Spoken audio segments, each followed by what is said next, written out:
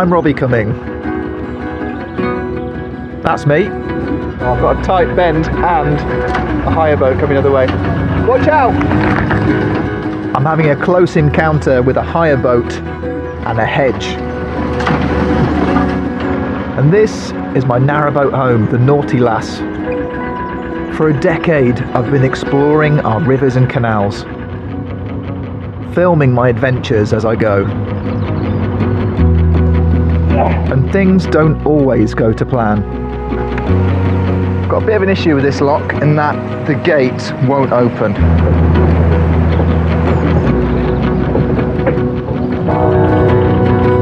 This time I'll start on the Oxford Canal. I begin my journey at Aynho Wharf. I'll moor up in Lower Hayford before heading into the city of Oxford. After that I'll tackle the Thames and head upriver to Bablock Hythe. It's about 30 miles in all. There'll be plenty to see. So, jump on board for my Canal Boat Diaries.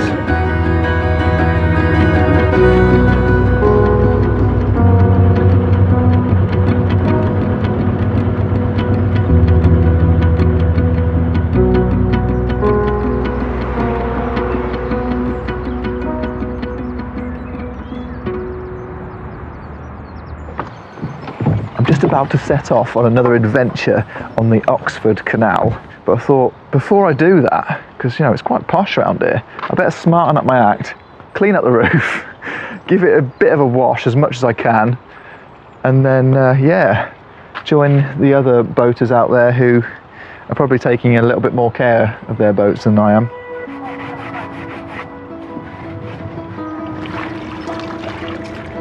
The worst thing about cleaning my boat is seeing all the rusty paint and all the paint flaking off. It's a lot worse than I thought it was. I've been hiding it under the grime.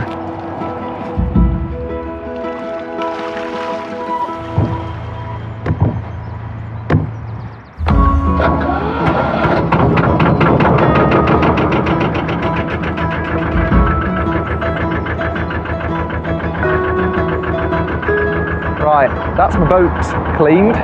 Well, I've done a job. It's not the kind of job I'm proud of. It's the kind of job that would get me sacked if I was actually doing it for a living. But I've got a lot to show you on this trip, so I better get moving really. And as you can see, it's very busy at the wharf, so I can't stay there for too long.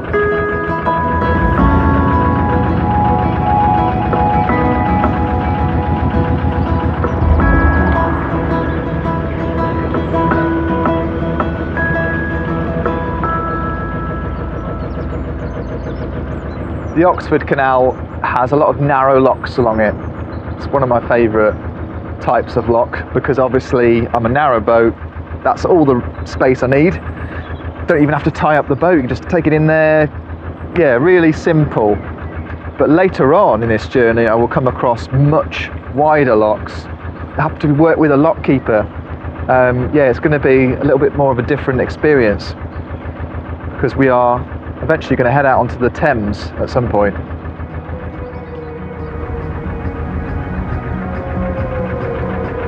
Yeah, there's going to be a contrast in this journey.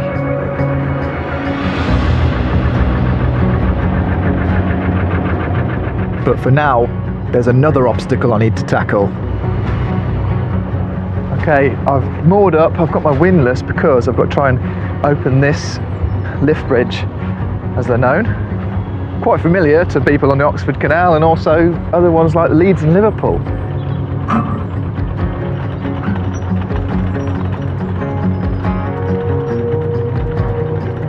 Movable bridges like this one, very cheap to put into place with the canal companies trying to save money, but for the working boats it held them up and it's going to hold me up slightly.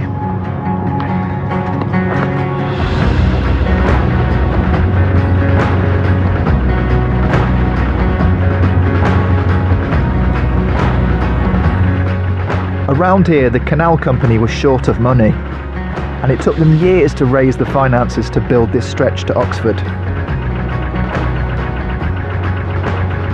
building lift bridges rather than stone ones was a way to reduce costs.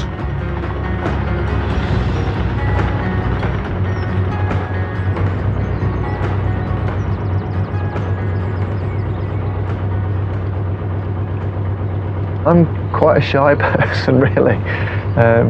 Probably don't believe that, but I am, and I got this boat so I could have this nice little cosy space to get away from it all.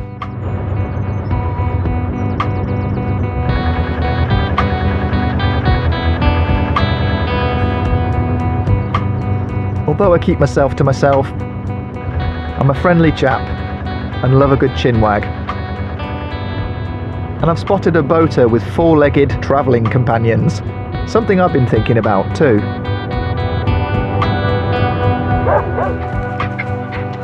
You've got quite a few dogs running around here. Yeah. What is it like? Because I've always been told, get a dog, you know, it's great and all this sort of stuff. Yeah, I mean, it definitely adds another thing to it, and if you're cruising, especially on your own, it gives you a companion.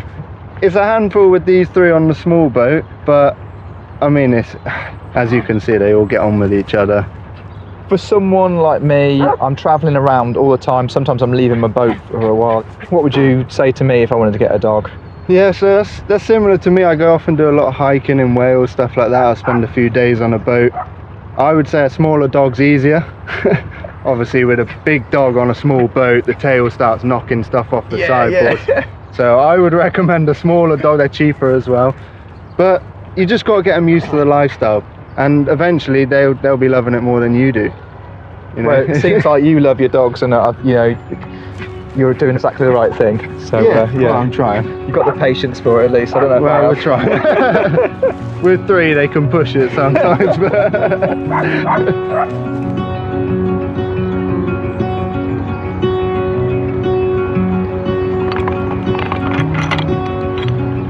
People often say to me, Robbie, get a dog. You'll love having a dog. It'll change your life, and it'll be a companion, and all that sort of stuff. And it is really tempting. I would love to have a dog.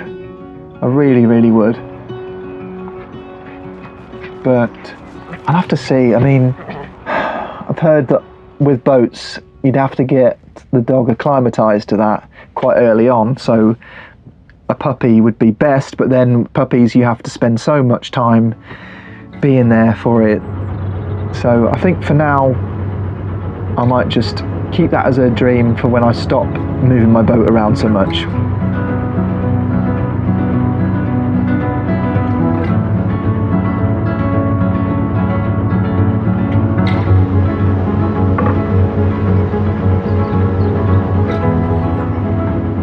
And I'm moving quite a lot at the moment.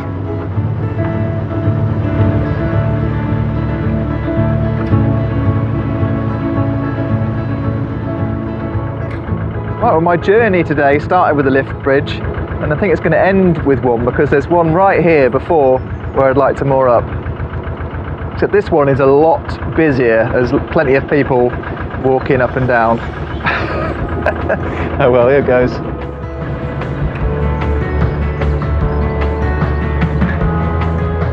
I've actually come across a rather famous narrowboat.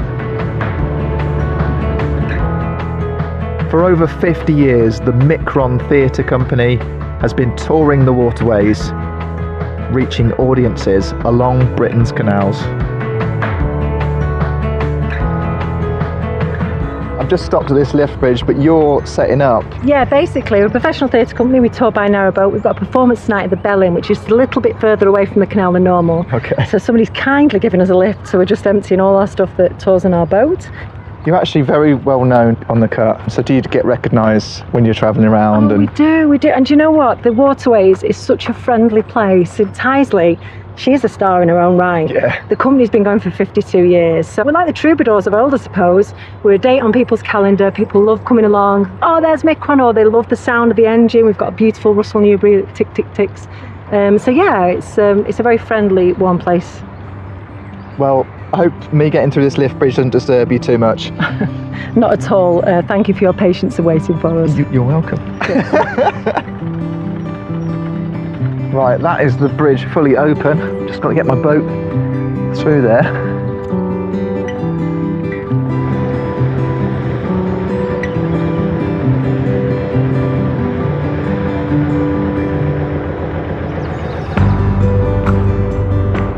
With the travelling theatre in the village, it's a busy spot, and there's nowhere to tie up.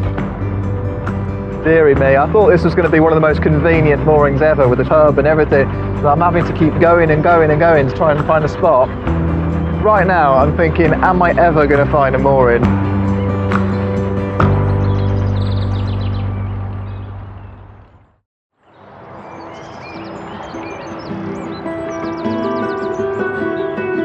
Yesterday was a bit of a long day and it was a struggle to find a mooring. I did find one eventually, but out in the middle of nowhere and miles from where I was going to stop.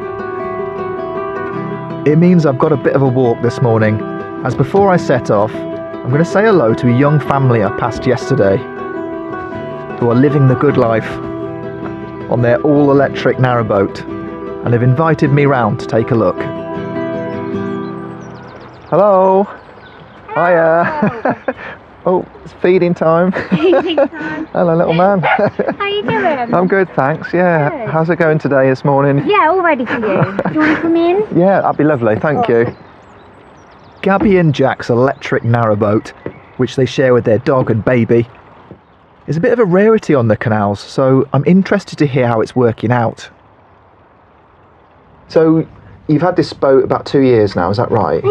Yeah. And how are you all doing on it, living together here? Good. We're doing okay. So Joe came along in November last year. Was a bit of a surprise. Oh, really? It's like, We were kind of halfway through the build. Yeah. I was- That was a bit of a Look surprise. at that. Fantastic. So yeah, one of the many challenges of living on a boat with a baby is the amount of washing that you've got to do all the Yeah. time. So when we came to like first designing the boat, we weren't going to have a washing machine or anything, and then we discovered that Gabby was pregnant, and then we're like, okay, we need to try and work out where the washing machine's going to go. Suddenly, all your priorities change. don't they? Exactly. Yeah, exactly. What I'm most interested Yeah. in as someone who has a diesel powered boat is the electrics. How does it all work when you're just using electricity? In the summer, the solar panels are absolutely fantastic. If you're cruising on a nice sunny day, we're not thinking about using electricity at all. We're cooking using it. You know, it also does our propulsion. It does everything. Charging tools. Charging tools. Yeah, Very just important. not really worrying about it at all. And you're so quiet when we move. That's the we really nice really thing. like sneak up on people. They're like, whoa. Yeah. Do you mean you can actually hear what other people are saying when you go along? Yeah, there's no more shouting from one end to the other. We cheat a little bit in that we don't have to move in the winter. Last winter was a bit of a struggle because it was so wet. We got no sunny days at all. Like I get up most mornings and have to like try and tilt the panels up to try and like pursue the sun as it goes around. But in the winter we try and move back to using the wood burner over there. That does all of our cooking, all of our heating, and also will do all of our hot water and stuff. So we kind of got like a backup source if the solar panels aren't bringing a lot in. You've got a mixture of modern and traditional methods. Obviously with a baby, that's, you know, keeping everyone comfortable is Yeah. Exactly. ongoing battle, I imagine. Well, Gabby, Jack, Joe, thank you so much for letting me look around your boat, and hopefully I'll see you out on the cut. I guess I won't hear you out on the cut, will I? No, we'll sneak up on you. Yeah. We'll come silently cruising past, see what you're up to. Right, see ya. Thank you. Bye.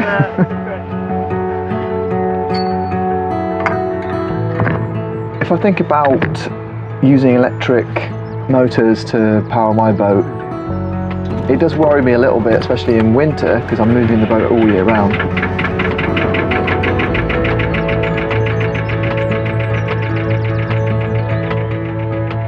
Where am I going to get the sun from? I already have to turn my fridge off during winter to save battery power.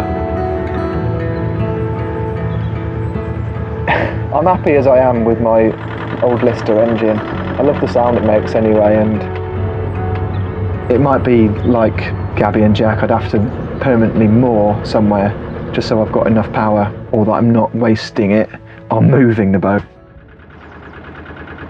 That said, their boat is a lot greener than mine. And I'm not just talking about the paintwork.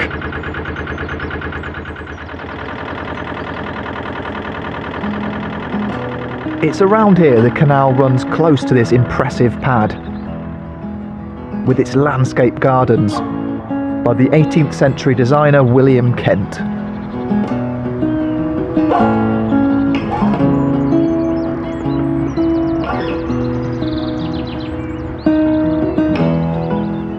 This grand country house was built back in the 1630s and is still owned and lived in by descendants of the same family today.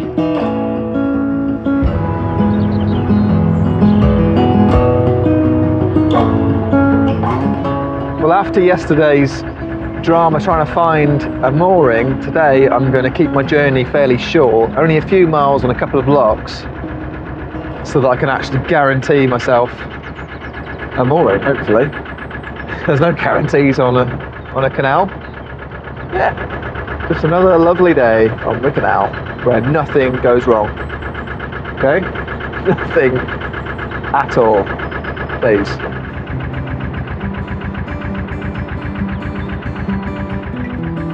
For around 15 years, the Oxford was the main canal artery of trade between the Midlands and London.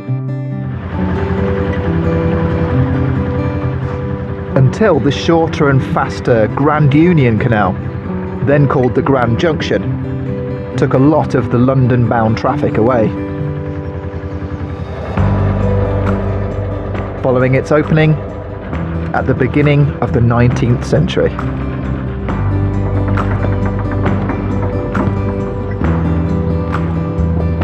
What was I saying about things going wrong? Got a bit of an issue with this lock in that the gate won't open. This large chunky gate which weighs well over 2 ton. I've got to try and find a way of maybe wiggling it free. Something's stuck down there, meaning I can't open it properly and get my boat through. And these big gates are not like the little tiny ones which you find on the more northern parts of this canal. Ugh. I'm hoping a hard nudge might dislodge any debris. Right, I've opened that gate as much as I can.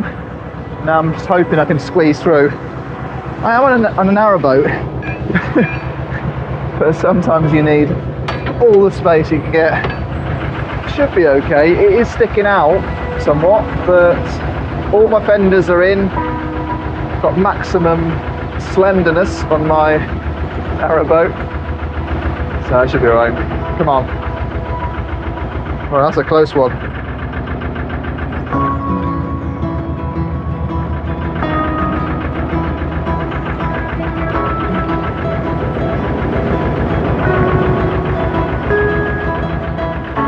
Sometimes I deserve a bit of luck.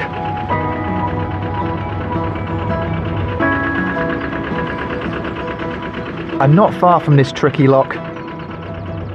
The Oxford Canal takes me past an old quarry.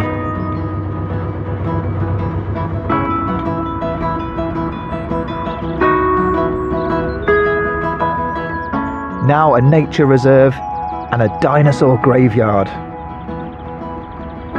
This place is apparently full of fossils of creatures that thrived here over 150 million years ago.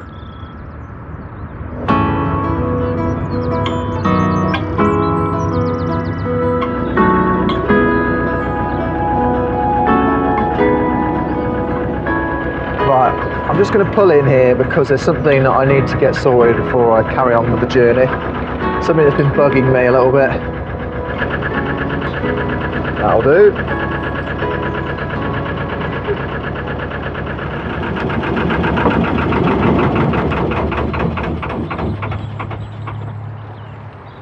Right, what I've got here is my fender rope. It's frayed and it's becoming really difficult to retie. So I'm always having to adjust these. And these fenders obviously provide cushioning when I'm moored up. So very important to, stop you some bumping whilst other boats go past. There's plenty of jobs you can be getting on with whilst you're moored up in the middle of the day, for example. What I want to do is stop it from fraying, so I'm going to burn the end. Hopefully that will seal it all in. That's the plan anyway. Definitely a good idea to pick the right spot, so not too many boats going past and not too many people walking past who might have got in the way of my blowtorch that I'd had out. So I did take all my safety precautions. Right, to tidy this up, I'm going to put on some black tape, and that's in no way a reflection of my distrust for my own DIY skills. It's just for looks. Yeah, doesn't look much better, does it? Anyway, done.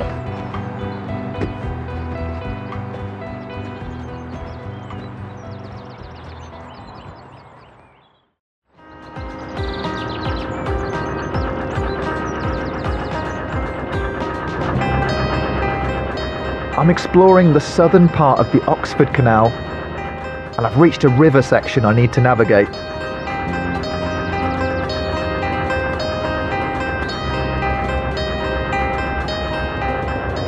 Right then, this is the point at which the River Cherwell, which has been alongside the Oxford Canal, now just joins. It's a good idea, isn't it? If you want to save costs, don't dig out the canal, try to use a river as much as possible.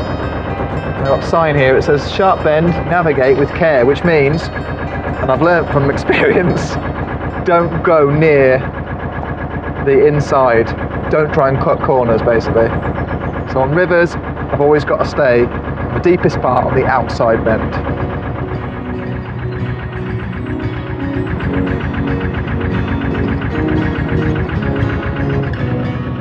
From here, I've got about 17 miles to go. I'll moor up and explore Oxford before I join the upper Thames as far as Bablock Hythe.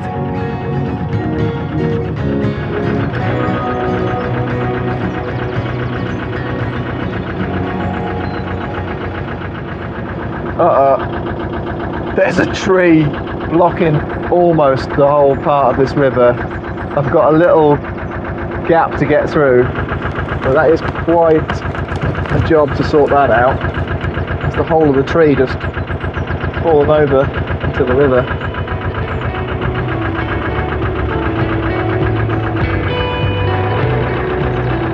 Got a bit of a souvenir from the river. Oh well.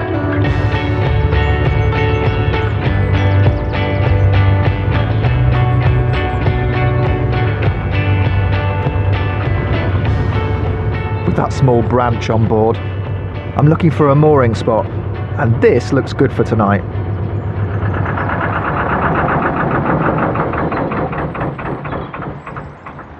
In fact, I'm planning on not moving the boat for a while. So after a good night's sleep, I'm going to get on with some jobs.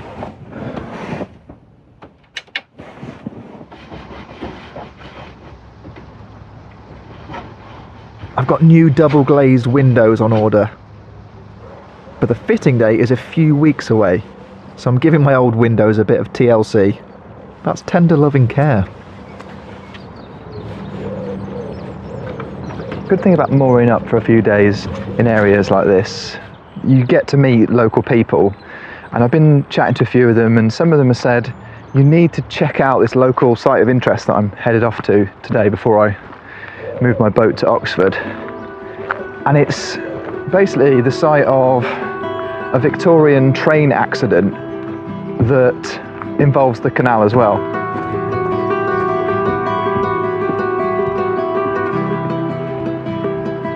Right, I'm looking for a chap called Martin, and hopefully I can meet him round this corner here.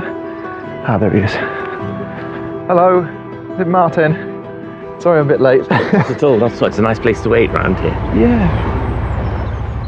It's a nice place, it's a beautiful place, but it's a very tragic place as well, because in 1874, the worst railway accident up to that time happened here, just beyond where the fence is.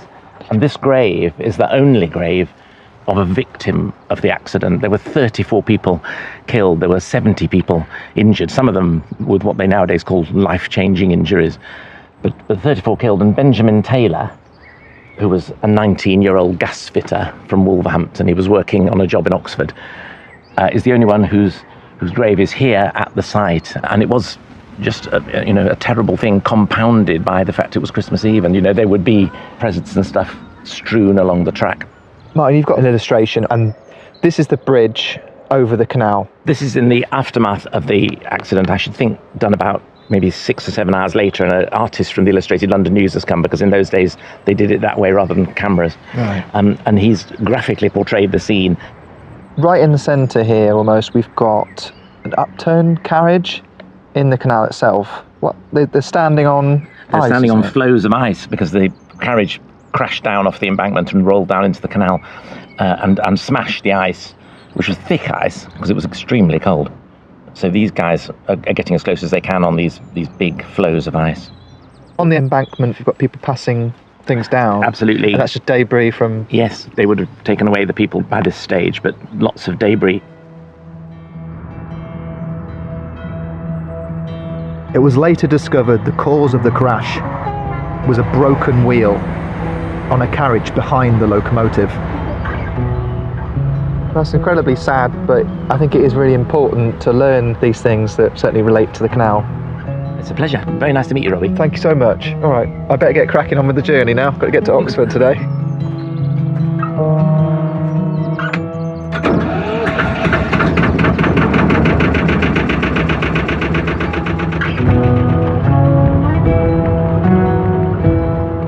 I'm always fascinated to find out more about local history connected to the canals. And that was a sad story. Anyway, I'm moving on. Right, it's a busy Saturday morning already on the canal. Stand-up paddleboarding. The plan today is to go into Oxford, moor up right in the middle of it all, and explore as I normally like to do. And also try and find the house of a very famous comedian. I love comedy. In fact, at one stage I thought I wanted to be a comedian, and I did even try stand-up. I did try to get into it, but no, it wasn't really for me. Oh yeah, all right.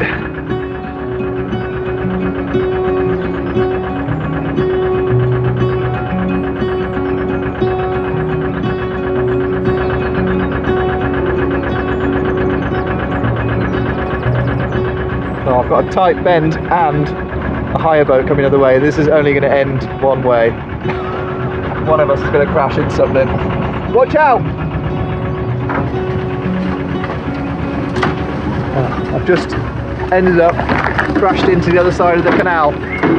All because, yeah, we were both trying to avoid each other. I didn't actually hit the boat, but we both steered around each other and both ended up crashing into the hedge. And now my garden, yeah, well, it's a little bit, yeah, all over the place. There we go. Oh well, accidents happen, and that was a minor bump. I've had worse.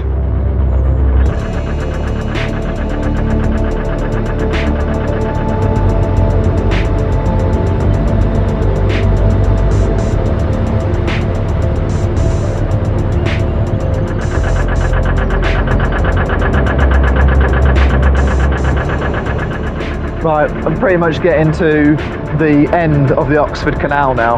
It does sort of end with the lock that goes onto the Thames. There is another little bit, but I am now reducing my options slightly. The more I get towards the end, the harder it's going to get for me to moor up, but we shall see. This is the bit I want to moor up in. Right, it does seem like the only place I can moor is right opposite where all the hire boats take off from. Oh well, at least I am the closest I can get to the centre of Oxford. For me, it's always exciting going into a city, you know, especially you spent months in the countryside. There's lots of people and stuff going on, and it's just a complete different change of scenery.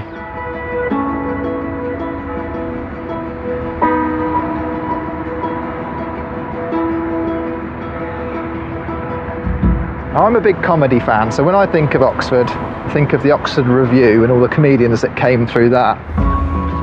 But there's one comedian that didn't go to university here, who was arguably one of Oxford's most famous residents, and had a popular TV show during the 70s and 80s. I'm talking about Ronnie Barker. He grew up in this house right here, And the owners have actually allowed me to go a little bit closer and have a look at the sign.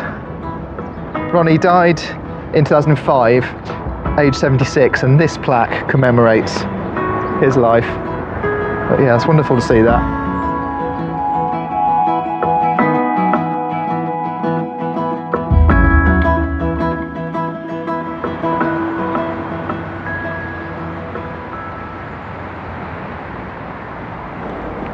I had a lovely time exploring Oxford.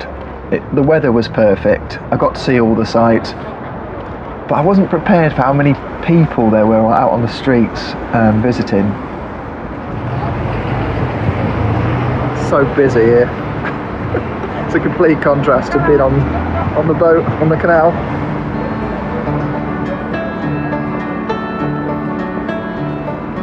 It's a major tourist attraction. People from all over the world come in there. And also the bikes as well, trying to avoid people on their bikes. But it was fantastic. It's just they don't give you enough time. So 48 hours more in, I've got to crack on with the adventure.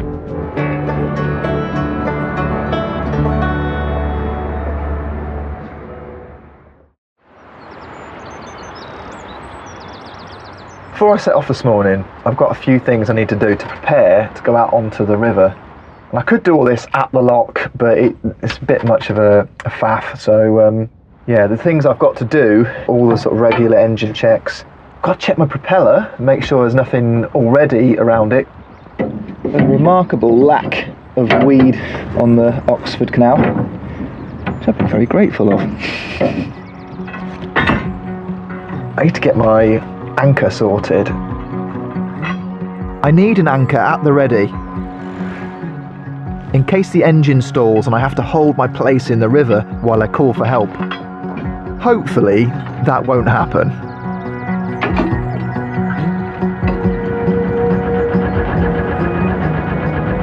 I really was moored by the end of the Oxford Canal, because yeah, here we are at the lock, leads us on to the Thames.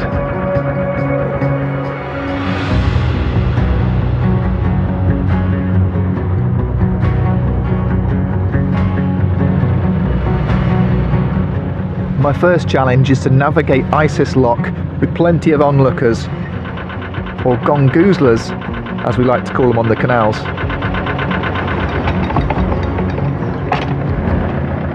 Nowadays, the Isis is the old name for the River Thames, used by some from its source in the Cotswolds until it reaches Oxfordshire. Right, first challenge. I've got quite a corner to take on here. I've never been this way before, so yeah, that unique mixture of anxiety and excitement.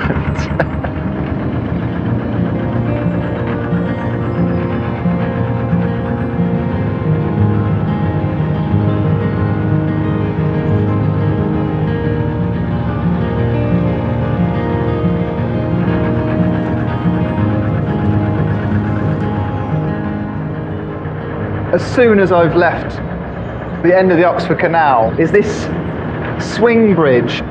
It's open, thankfully, and also disused.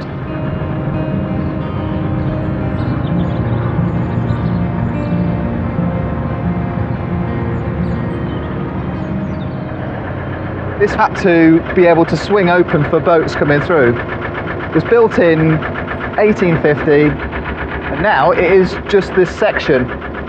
But I think it's cool that they've kept it.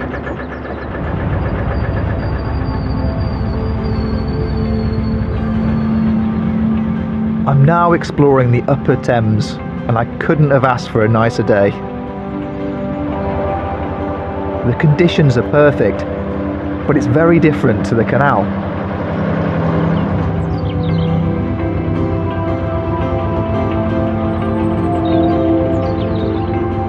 Travelling on rivers with a narrow boat, especially when you're leaving a narrow canal, it can feel like you're out to sea. You're almost lost, and the other boats going past you tend to be a lot faster and a lot bigger as well. So yeah, you definitely feel like a small fish in a, in a big pond.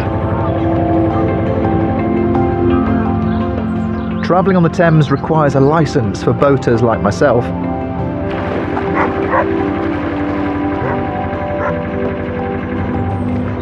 So it's something I need to pay for at the next lock. And there's only so far I can explore on the upper reaches of this river before it becomes too shallow for a narrowboat like mine.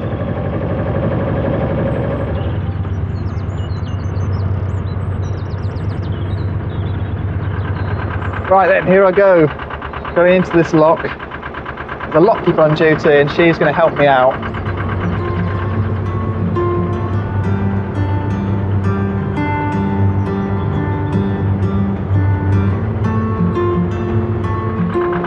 This is exciting, isn't it? Last time I went into a lot like this, it's on the River Trent, I think. Completely different conditions.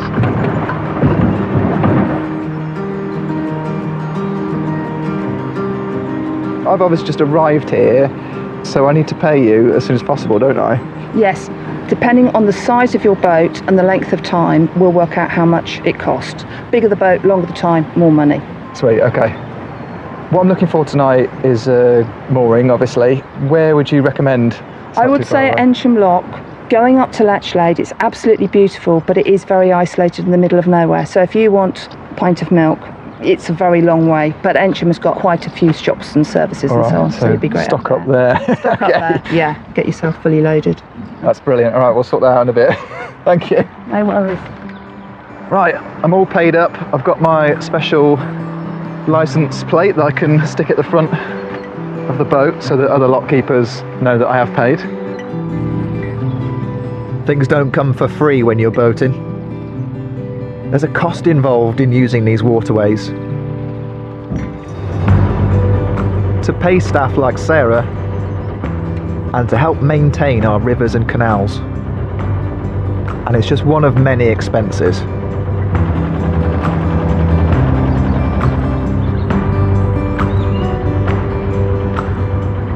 They say when you buy a boat, get as big as you could possibly afford, and I have done that with this one. But is it still big enough for me now, 10 years later? If I'm thinking in terms of partners moving on board, probably not big enough. I do struggle myself, and I've got what I see as the bare minimum of possessions. There's a lot of stuff on board that I do need, and I just don't have much space to keep it. I can see Aynho Lock ahead of me. Hopefully I can just moor up before it because I've done enough locks today. There's not enough space for me to moor. I'm going to have to go through this lock after all. It's been a long hot day in the sun. I'm feeling it. And yeah, it's just time to chill out for the rest of the day.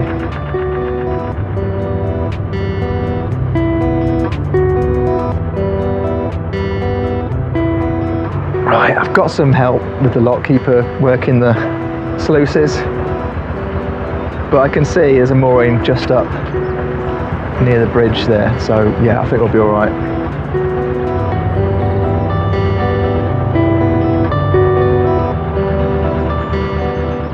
It's a lovely spot for the night and a place I can unwind with my guitar.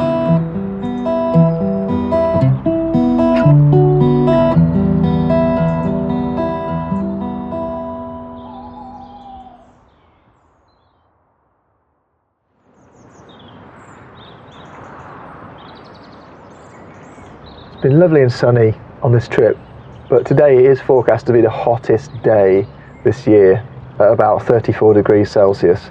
Did get some nice refreshing rain this morning as the sun came up, which was much needed. But yeah, in terms of my engine, what I want to do is just remove the covers and make sure there's enough air getting in there, because it's an air-cooled engine. Might make it a little bit louder, but at least the engine will be a tiny little bit cooler. Anyway, let's get started, see how far I can get today. I moored up next to this bridge last night, and it was a bit noisy. There was a bit of road noise happening. But this is Swinford Toll Bridge. It still costs you 5p to take your car across.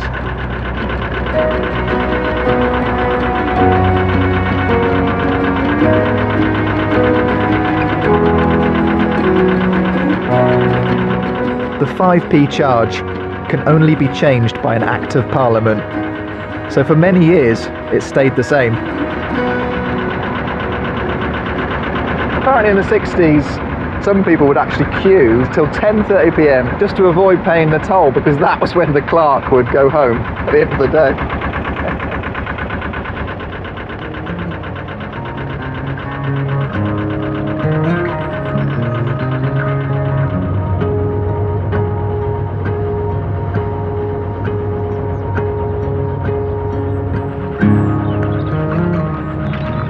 With these locks, there is a lot of walking you get to do, which is good actually, because I'm on the boat a lot of the time, not doing any walking. But in this case, this wide lock has got an extra little tool. Well, it's quite a long pole with a hook on the end, and I'm going to use it, and that'll save me walking all the way around on one of these wide locks.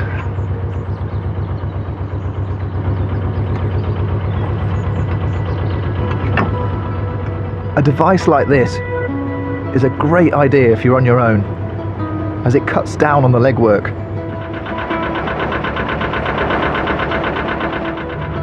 Leaving Pink Hill Lock, the Thames takes me past Farmore Reservoir, completed back in the 1970s, to supply Oxford and the Wiltshire town of Swindon with drinking water.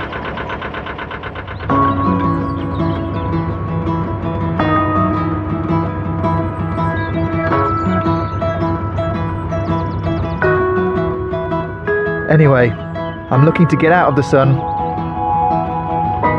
and find somewhere peaceful to spend the night.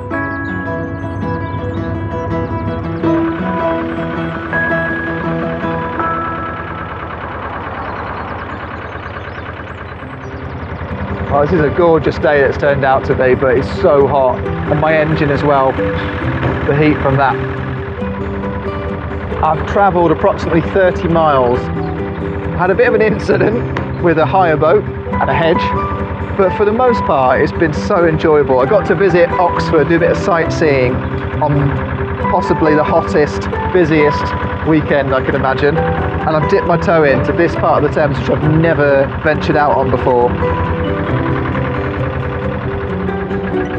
But now I'm going to find somewhere to moor up and chill out for a bit before the next adventure.